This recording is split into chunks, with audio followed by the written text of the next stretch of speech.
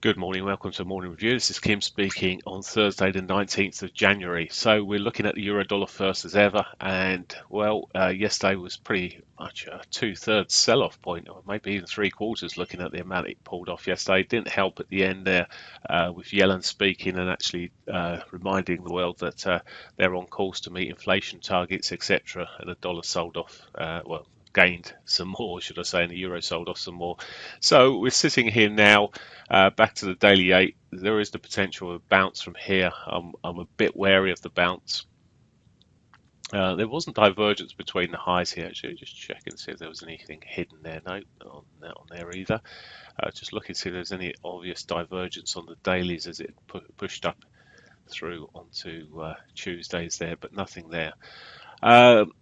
So at the moment, we're still erring in the intermediate short term for the downside. Really, there's potential for the downside, but as we come into the 60-minute, we can see there's a daily pivot not far above us, which would make a reasonable upside starter for 10, but not much more. It need to push on beyond that, but there is the potential it could push up there, and as I say, maybe back to the 60-50. This can grow and get any more oomph behind it. At the moment, though, to me, it's still erring towards on the intermediate side, on the weaker point of view. If it does run up to that pivot, it may even sell off of the 60-21s around it as well. It could easily just pierce them and roll. So it's not looking massively strong at the moment. However, if it breaks the daily pivot, the story starts changing. Yes, it's got resistance at the 50, but maybe we could be pushing on a bit further. Okay, look at the pound dollar, and it gave only back just over a third, nearly half, but not quite, of what it made on Tuesday. It's again trying to put in a bit of a grounding here. It's just short of the foot. The problem is with these is that they're a bit short of some proper, I say proper supports, but it'd be nice if they'd actually come down and hit the 4-hourly 21, for example, or the daily 8 there.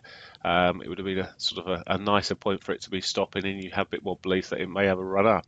In fact, what we're seeing here is, again, from an intermediate point of view, it's put lower highs in, lower lows, and I do wonder if it's going to roll over. But again, we've got the daily pivot above, and it's a case of, is it going to run up to there? Again, it's not a long way away. It would need to be pushing through, and I'm sort of looking at it yesterday. I was a bit more bullish a bit earlier. It only rolled over and then rallied, and then the rest was history. When Yellen actually spoke later, it just kicked it into touch a bit more. But if it could push up, daily pivot, and I would hold for more. Be looking back towards, see if we can push on for back towards the highs of Tuesday. Now, a break of this 60-minute 500, which it does seem to be giving its support, we'll be looking back down towards the S1, the weekly pivot, and maybe a bit more of a correction. But at the moment, in a very short time frame, it's getting a bit of a bounce on here. Okay, let's look at the dollar yen. Dollar yen gave back all its gains from Tuesday and some. Now we're heading back towards that weekly pivot. Mentioned it before, hadn't been touched, and it looks like it's heading in that direction at the moment. Strongish momentum coming through on the 4-hourlies, and as you see here, it's got some divergence. That'll be a choker actually. It'd be nice if it could push on through, catch some weekly pivot out of the way. Although it's Thursday, the probability reduces as we run through the week. Much more likely to hit it in the first 2 or 3 days, but I didn't say when it won't get hit.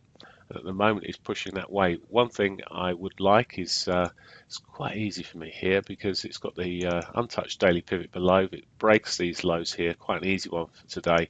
If it breaks the lows, I would sell back towards that daily pivot, provided it does it early enough.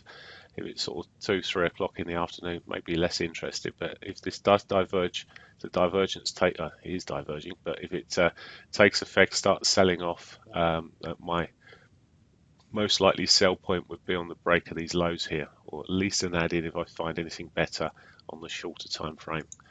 Okay, and Aussie dollar. Now the Aussie dollar had a bit. Aussies had a bit of a mixed job report, but see it's holding up okay still.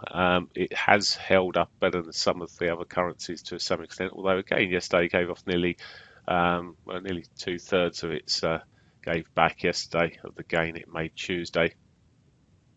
Where we're sitting now, didn't quite. It put a lower high in on the 4 hours, and I'm just looking at that sort of marginal weakness there, and to me it came with the you see the MACD here, the divergence crossing.